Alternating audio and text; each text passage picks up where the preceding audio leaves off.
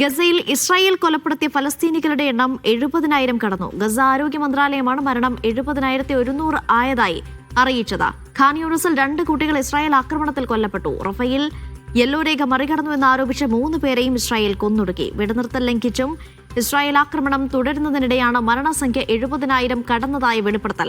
സിറിയയിൽ ഇസ്രായേൽ നടത്തിയ ആക്രമണത്തെ അപലപിച്ച സൗദി അറേബ്യ ഉൾപ്പെടെയുള്ള ഗൾഫ് രാജ്യങ്ങൾ ഇസ്രായേൽ നടത്തുന്ന എല്ലാ നിയമലംഘനങ്ങളെയും സിറിയയുടെ സുരക്ഷയും സ്ഥിരതയും തകർക്കാനുള്ള ശ്രമങ്ങളെയും ശക്തമായി അപലപിക്കുന്നതായി ഗൾഫ് രാജ്യങ്ങൾ കുറ്റപ്പെടുത്തി.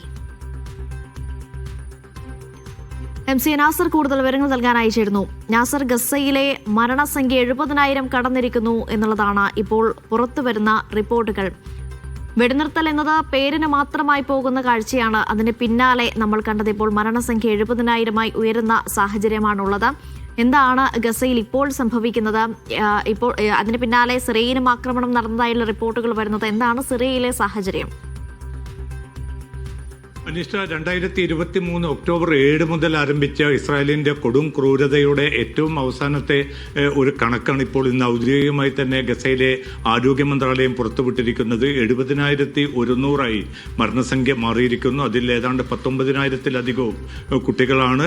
അതിലും ഏറെ സ്ത്രീകൾ ഉൾപ്പെടുന്നുണ്ട്, വയോധികർ ഉൾപ്പെടുന്നുണ്ട്. ഏറ്റവും നിരപരാധികളായിട്ടുള്ള ഇത്രയും മനുഷ്യരെയാണ് ഇസ്രായേൽ ഇതിനകം കൊന്നൊടുക്കിയിരിക്കുന്നത്. ഇപ്പോൾ പിന്നിട്ട് ഏതാണ്ട് 1.5 മാസത്തിലധികമായി വെടിനിർത്തൽ കരാറുള്ള ഘട്ടത്തിലും 360-ലധികം പേരെ ഇസ്രായേൽ സേന ഈ വെടിനിർത്തൽ ലംഘിച്ചുകൊണ്ട് തന്നെ കൊലപ്പെടുത്തുകയുണ്ടായി.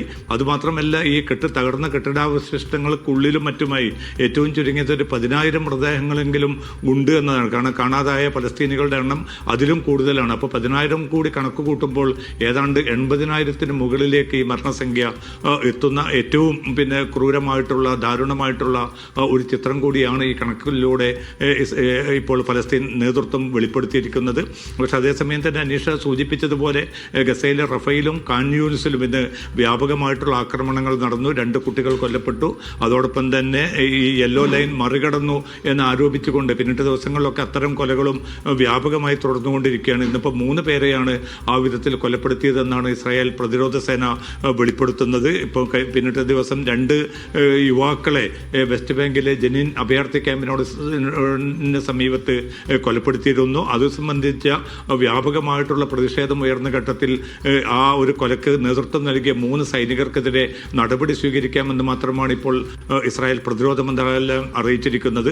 അതോടൊപ്പം തന്നെയാണ് 14 പേരെ കൊലപ്പെടുത്തിയ സിറിയയിലെ ഇന്നലത്തെ ആക്രമണം. ആ ആക്രമണത്തിനെതിരെ വ്യാപകമായിട്ടുള്ള പ്രതിഷേധമാണ് GCC തലത്തിലും അതോടൊപ്പം തന്നെ അറബ് രാജ്യങ്ങളും യൂറോപ്പും UN ഉൾപ്പെടെയുള്ള സംവിധാനങ്ങളും ഇപ്പോൾ രേഖപ്പെടുത്തുന്നത്. ഏറ്റവും ശക്തമായിട്ടുള്ള ഒരു ആക്രമണമാണ് നടന്നത്. ഇനിയും അത്തരം ആക്രമണങ്ങൾ നടത്താൻ തങ്ങൾ തയ്യാറാകുമെന്ന സൂചന കൂടിയാണ് ഇസ്രായേൽ പ്രതിരോധ മന്ത്രാലയം നൽകുന്നത്.